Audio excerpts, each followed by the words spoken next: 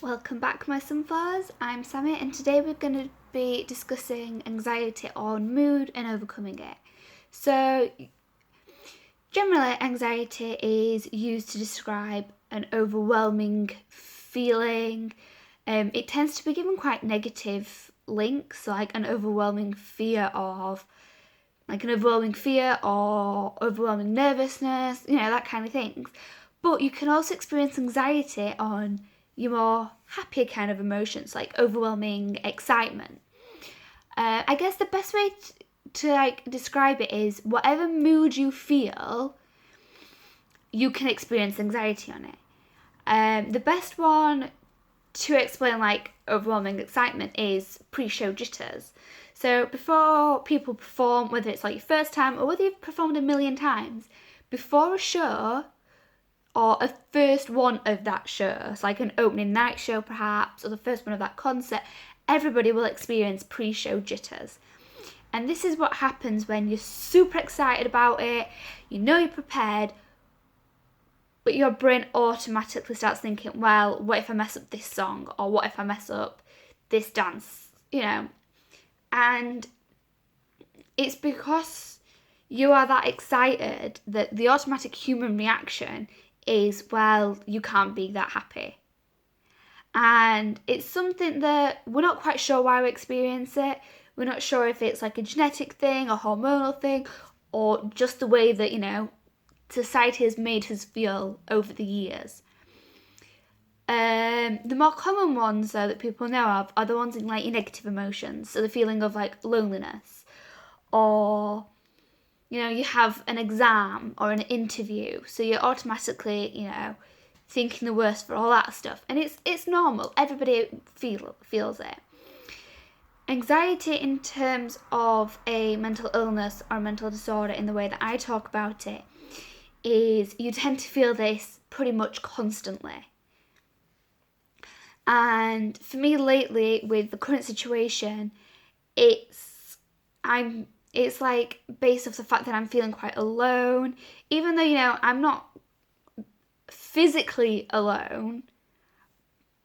You can feel alone and isolated, and your brain tends to overthink, and it pulls up loads of negative stuff,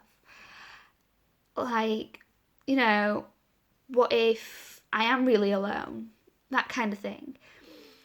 But then sometimes, let's say you've got, I don't know, a trip with school or your college or something, and you get so excited for it, it's something new, something different, but then your brain will automatically start picking up negative stuff.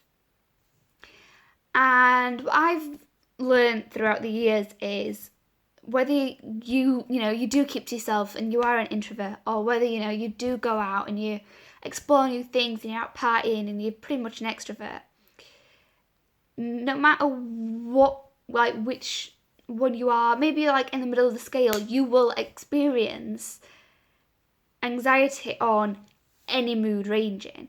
And I've tend to learn that my anxiety plays off the opposite of what I feel that day. So if I am feeling quite, I want to stay by myself, I am feeling quite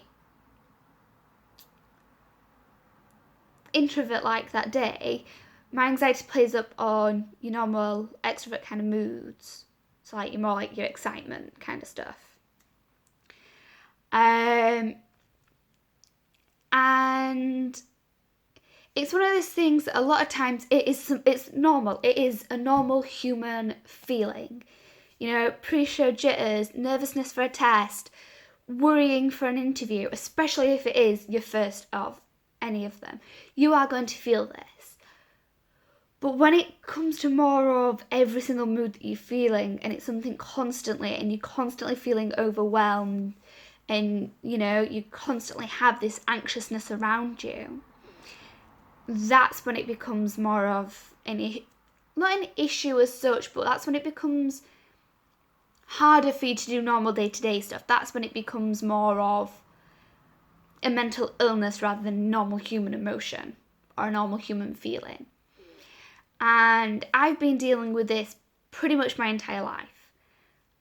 I, can remember feeling it back when I was like 4 years old. It didn't really become that much of a big issue for me till year 7.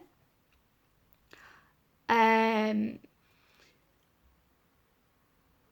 it was like affecting every day, but from about the age of 6, it would affect stuff like trips or parties, first day or last day of school.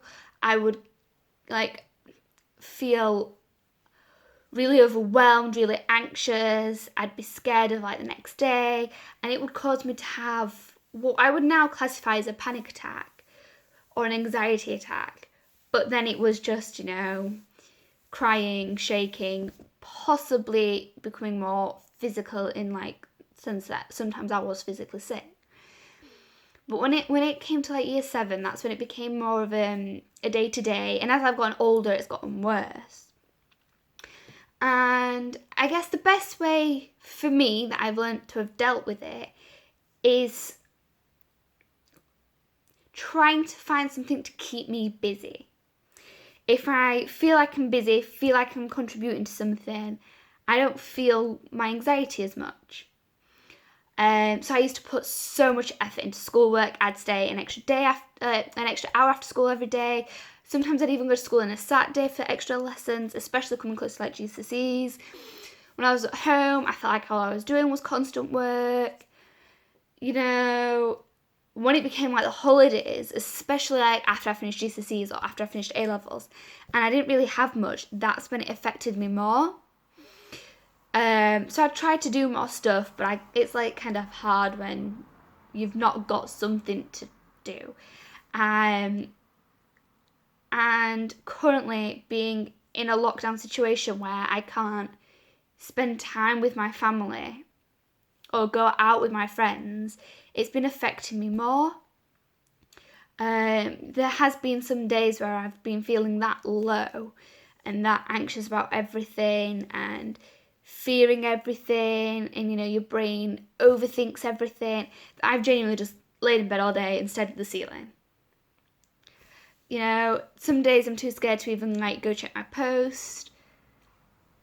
You get really jumpy, and it's going to happen, and trying to keep busy has been the hardest thing to do for me because I've finished all my university work. I don't have a job that I could do from home. So trying to find something new each day has been difficult. But I'm going to share with you some things that I found help me overcome these kind of feelings. So number 1 is find a hobby. So for me, I love reading, and I found this website online that allows me to get free books in exchange for book reviews. I have started a challenge which is on my Instagram, the sunflower chain _Sammy, in which I am wanting to get 100 knitted squares in around about 65 days to create a blanket. This is so that by my 19th birthday, which is approximately 65-ish days, I will have a complete knitted blanket. It's something that I've been doing for a while, but while we've been locked up, I thought, well, might as well make a challenge out of it, set a goal to finish this blanket, rather than I'll just do it as and when I can. I will try and link it in the description. If not, it will be mentioned. I've been watching a lot of TV, which doesn't really help. But sometimes it's just nice to kind of try and relax, get your mind off something.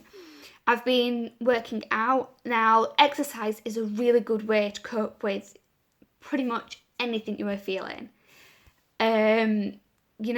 It's a nice stress reliever.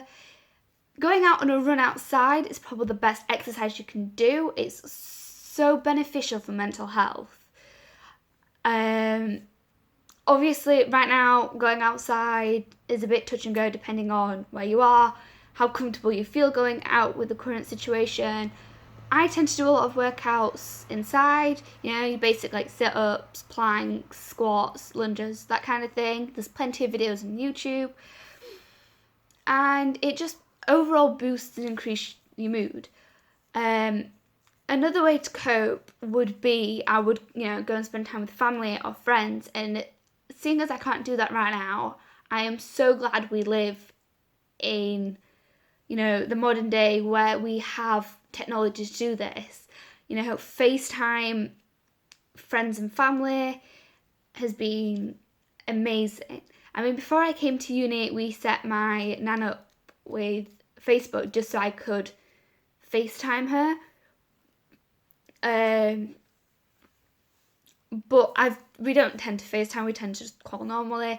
But FaceTiming or calling, even just texting has really been helping me with this. I mean, guarantee I would call my brother every single day, whereas when I lived at home, I would do anything to avoid him on a day-to-day basis. So I guess, it depends on you. For me personally, I haven't found one permanent thing that works all the time.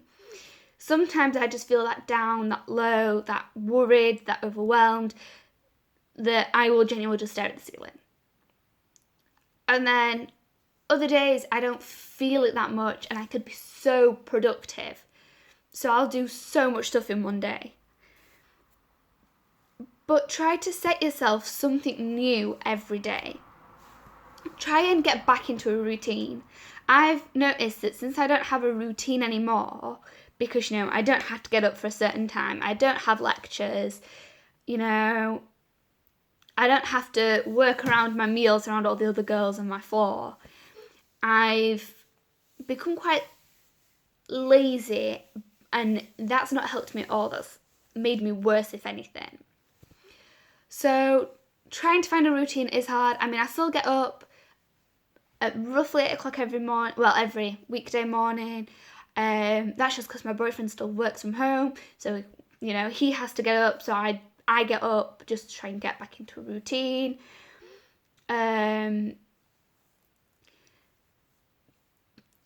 But trying to find something new or something different every day really helps. Maybe you do try and learn something new. I'm going to try and learn some new things. I'm also going to try and improve on stuff that I can do right now. I'm doing these to try and help you guys who probably can't get to the help that you maybe relied on. Maybe, you didn't get any help at all and this has become a lot worse for you. But I guess depending on how you feel in terms of your anxiety, depends on really how you cope with it. Because sometimes in your really low days, you can't cope and you literally have to wait it out.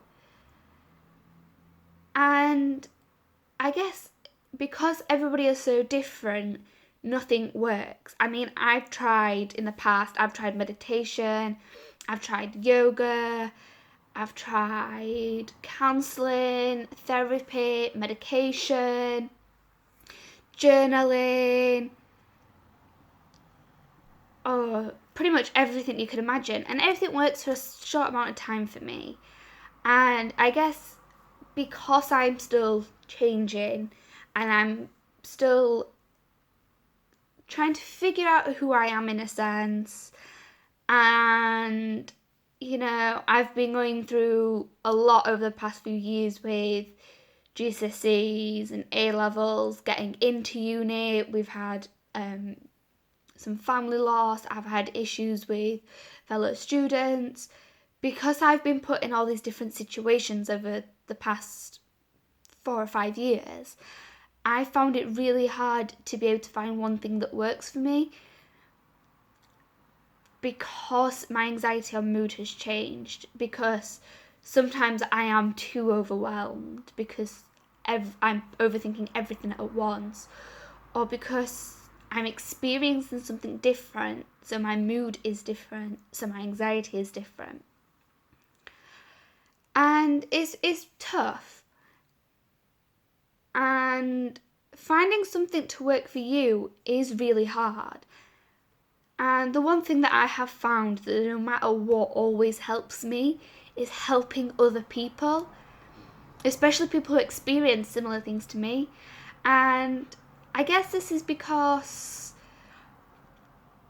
their problems could be worse than what I'm experiencing in that particular moment.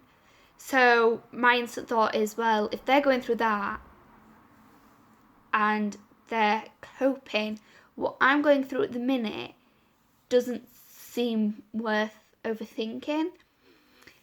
I mean, helping people in general can really impact your positive mental health, which is why I'm doing this. I'm hoping, I could help somebody, and then maybe they could help somebody else. Because, the more you give, the more you help others, the better you feel.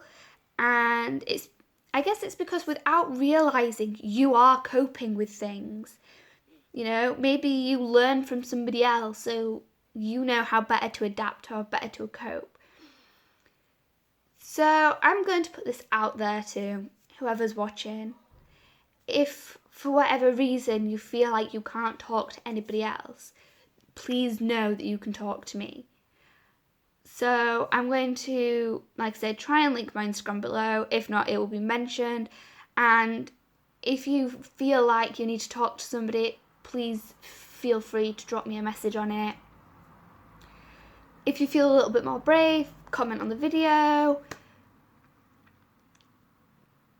But it's very hard to cope with something that you don't quite know what you're feeling. And it's normal, it doesn't make you crazy, it doesn't make you different. Everybody feels it. Just some people feel it worse than others or differently to others. And we can all help each other. So I'm going to leave it as that. I feel like I kind of went on a waffle a little bit. I hope you're all doing well. I hope you are all coping. So plant a little love, help each other, get help yourself if you need it. Bye.